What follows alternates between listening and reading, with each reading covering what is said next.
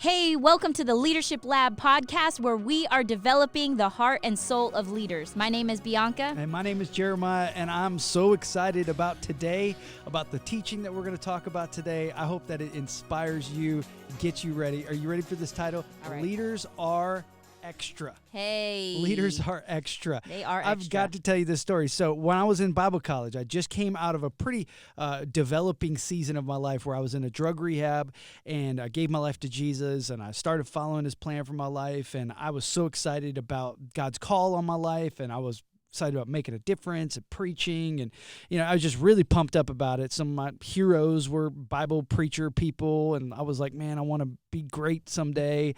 And I remember being in the freshman in this college, and I remember one of the upperclassmen coming to me one day, and he says, "When are you going to stop being like this?" And I was like, "Being like what?" And he's like, "Being like what?" Like he was all like, that's what I'm talking about. I was like so excited. I worked hard all the time. I took everything really seriously as far as like the things that needed to get done. I did them. I worked really hard, and I had fun, and I was enjoyable to be around and stuff. Everything I thought that a person should be, that was following Jesus. And he was like, "Listen, we all know that nobody can be like that happy all the time, And he was basically saying like, stop being what we would call extra today, Yeah. And I thought it was so interesting because I've found that when someone is being extra, and let's just say extraordinary, All right. they're being extraordinary in their lives, a lot of times it points out the places in other people where maybe they're not going that place. We're not going the distance in that area. It's true. And that occurrence really shaped me and marked me because I always wanted to make sure I never lost that. And I wanted to make sure I never got into the place where now I'm going to tell other people who are doing something great, hey, you need to chill out. You need to slow down. You need to come down to the level of everybody else. I've heard it said like this: dreamers expose the mediocrity of the average. That's good. Dreamers. So Joseph, he stood out from among his brothers because he was a dreamer, and then they wanted to say, hey, we're going to put you in your place, And I found that as a leader, I've got to figure out how I can maintain that same level of passion and energy in everything that I do. Because the whole idea of leaders are extra is that leaders do more, not less. That's good. So you're never going to get forward in a vision. You're never going to go somewhere and accomplish something great by doing less than what you did yesterday. That's good. You're always investing more. You're always putting more effort into it. And I think as leaders, we can't ever let our people, the people we lead, out effort us. That's good. I don't think you ever get to that place where I'm just going to hit the coast button. Right. There are seasons of rest. There's sabbatical seasons where you just kind of take some time, pause, just recharge and stuff. But I don't think that we get into a coasting position regularly in our own selves. In fact, Jesus himself taught this. He said this in Matthew chapter 5, verse 41. He says, if someone forces you to go 1 mile with them, go 2 miles. That's good. And we call it like the extra mile or the extra mile service. Yeah. You want to go in that distance. If there's a customer, if you're selling a product, if there's something, you want to go that extra mile for that customer to let them know how valuable them being a patron in your restaurant, your store, whatever it is, so that they can feel and sense that you've gone the distance for them. It just provides that little bit extra. In the context here in this passage, Jesus is actually talking about a Roman soldier could actually legally force someone to carry their bag 1 mile. Like you'd have to do it because it's by Roman law. But Jesus is saying if someone forces you to do something, you can go ahead and go twice that amount because of the level of servanthood that's within us. That's good. And it impacts, when we live that way, when we have that conviction and that value, it impacts those that get to witness that. Yes, it does. And it's so rare. It's extraordinary. Yes. So, and I remember people in my life that were extra. They were leaders that were extra. They always went the extra mile. So the average person would do ABC, but the extra leader would be doing D, F, G. They would do all the way to Z. Yeah. And it was incredible. I remember one of our pastor's wives, she just had this gift to decorate. She had this gift to make things beautiful. And when she would put out a faux plant or put out a decoration or a wreath or a bow, she didn't just set it on a counter or hang it on a hook. She was fluffing that ribbon. She was fluffing the branches. And by the time her hands were done with that, it looked beautiful and breathtaking. She just knew how to go the extra mile. And as leaders, we're called to be extra. That's right. We're called to go that extra mile because we're not called to live regular, ordinary lives. That's so good. And we're not going to make the impact that Jesus has placed on our lives by doing things just like everyone else. Yeah. And so taking on that responsibility of saying, okay, how can I be extra this week? That's How so can I good. be extra in my workplace, in my church, in my home?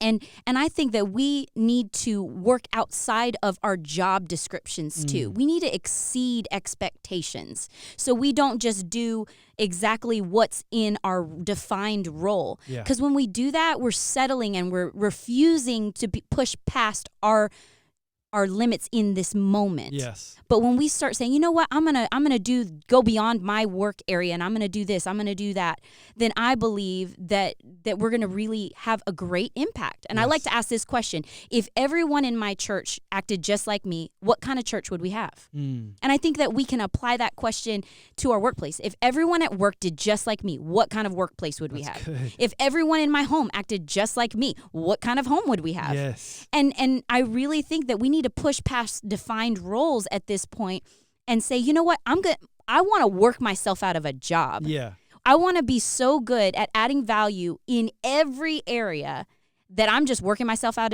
of a job. And what that looks like is I am recruiting people, I'm involving people, and basically reproducing myself so that I can step away and now do something new. And I know some people, and this is where insecurity, we have to watch it. Sometimes insecurity is like, no, I can't let go. This is my area. This is what I do. This is what I'm good at. I can't give this away. I can't give this away.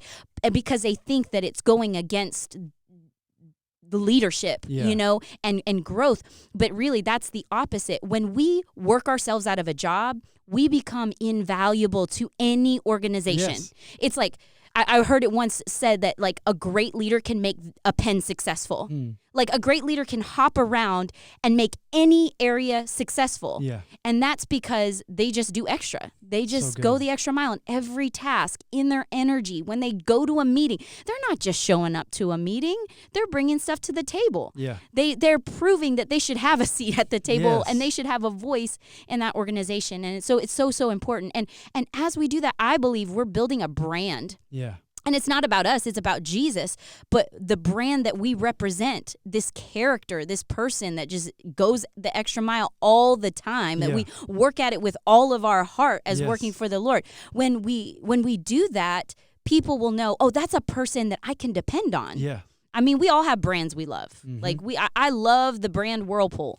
It's probably because I'm at home and I'm a mom and I'm a wife, but I love Whirlpool because they consistently put out dependable products that work well. Yeah. And so as we live our lives and as we lead, we're branding our life. Yeah. Would people be able to depend on us? And we have to have a vision for our life, but vision is not enough. Vision requires action. Yeah. We have to act it out and make it happen. You got to get the job done. I love this idea that if everyone did just like me, what kind of workplace, what kind of church, what kind of family? I mean, that's such a powerful idea, because when you take the responsibility of that and you say, because there's people who would say, well, I don't like going to church there, and they would complain about something, but they're not willing to step forward and just get the job done themselves. That's so good. Like, great churches are full of really great people who understand this idea that this church is going to be as great as I make it. Right. It's going to be as powerful as I invest my time, my energy, my finances, my family. We're going to invest into this place and make this place great. And that's part of growing up, too, and maturing, is saying, you know what?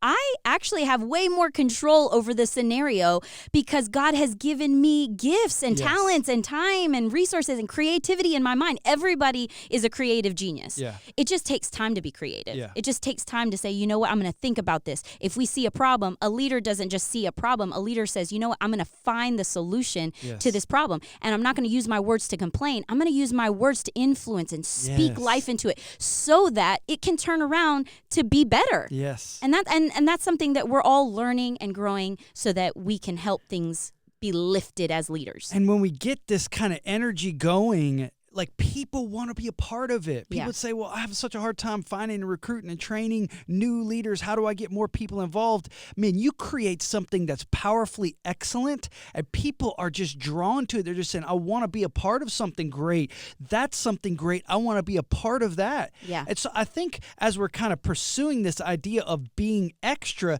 there's some ways that we can actually make ourselves more extra. One of them is to be relentless toward accomplishing that vision that we have. Yeah. There are obstacles, there's roadblocks, there's hiccups along the way, things that want to slow us down. And what we've got to do is we've got to push through all of those things, push through failures. Mm-hmm. Come on, we're in the leadership lab here. Yes. In labs, you do a lot of experiments, and probably 98% of the experiments don't pan out. That's right. They all are just unsuccessful. But you get those breakthrough moments. And in leadership, it's the same way. You just keep trying. You just keep going for it. You keep making it happen. And I'm telling you, you're going to get breakthrough. And we've just got to keep pursuing that level of excellence in our own lives. And there's that character development that happens only when you fail. Yes. I think I grow more after I fail. That's good. Because then I'm like, oh, I don't want to fail again. Yes. I want to get this right the next time. And so I learn, I look myself in the mirror, I ask the hard questions, I'm critical of myself, not in an unhealthy way, but a way so that I can get better. Yes. And so if we're not failing, if we're not trying enough stuff. And the character that God builds in us when we persevere even through failure. Yes. Like, there's something just about doing it again that just creates just something powerful that God does inside of our hearts. And when you don't feel like it too. Yes. You just show up. There is a power in someone who just shows up, and they've had a long day and it's been hard and they're tired, but they still show up. That is character. I love those kind of people, I'm telling you, man. when I work out and I don't feel like it, I consider those some of my most successful workouts. Yeah. Not because I feel like I gave the most energy or I burned the most calories, but because I showed up and I pushed through when I did not feel like it. So good. And that's a leadership quality that we all have to continue to develop. And here's the thing. If you're not making mistakes, you're probably not trying enough new things. That's good. It's true. The very fact that you're failing says that you're trying something new, that you're trying to expand, you're trying to grow, you're trying to become better. And it's good. It's okay to fail. Yeah. It's okay to just not every single time just hit it on the money. People love people who are just real and honest and just genuine, and they just are attracted to people that just say, hey, you know what? I messed up. I just want to own up to it. I failed in this right here, but I'm keeping on going, you know? Yeah. And it's just powerful when those kind of moments arise. Something else to kind of consider as you want to become extra is having a deep commitment to excellence, and at the same time having a deep commitment to personal growth. That's good. Because I want to be excellent, but I want to get better. I want to be a better leader. I want to be better at the things that I'm doing. So I want to have some opportunities to actually get better. I've heard somebody say, hey, if I'm going to chop down a forest, I'm going to spend the first few hours of the morning sharpening my saw. That's good. I'm going to spend some time working on me getting better. You're doing this by watching and listening to the podcast. Yes. You're saying, I'm going to invest in me so that I can become a better leader. But you got to have this deep commitment to excellence too. You got to have this idea that says, man, I'm going to create a 5-star organization team that people can join and be a part of, that is going to just light a fire inside of them because of the environment that I'm creating as a leader. And we can say that all day long. So we've got to ask ourselves, what am I doing in my life to stretch myself? That's good. So what are some things that I'm doing that I'm intentionally doing so that I can get better as a leader? Yeah. So that I can be committed to excellence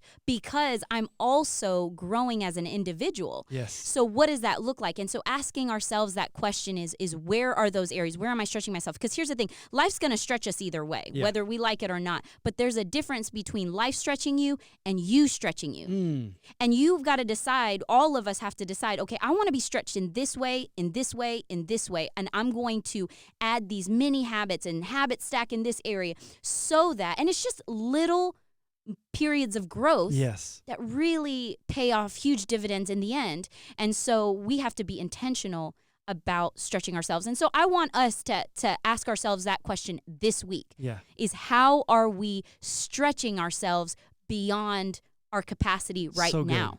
And it's going to be great. That's so good. One of my close friends, he would say it like this. He would say that you need to do it afraid. Mm-hmm. Because there are just some things that just come up, and it's just like maybe it is starting again after that failure. Yeah. And just saying, man, I just don't know if I'll let people down too much or whatever.